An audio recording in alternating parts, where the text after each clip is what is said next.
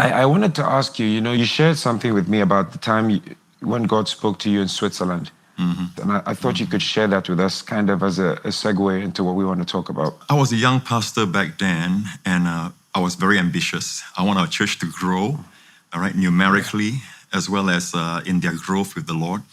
But I wasn't seeing that kind of growth. It's like a ceiling.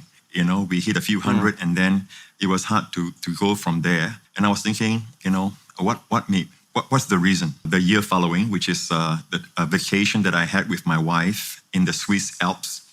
I still remember I was driving up the Swiss Alps, and my wife was sleeping, and I was looking at it, the snowy mountains, and we were just driving on one of those mountains when I heard distinctly. It wasn't a prompting, it was a distinct voice of the Lord telling me, "Son, you're not preaching grace." That's all he said. And I said, "Oh Lord," I said, and this conversation was going on. I said, "Lord, I'm a preacher of grace." That was a low blow. I've been preaching grace, and I always attribute by the grace of God. I'll stick that phrase down there, by the grace of God. And he says, "No, because every time you preach grace, you always qualify it. You always say, yes, but.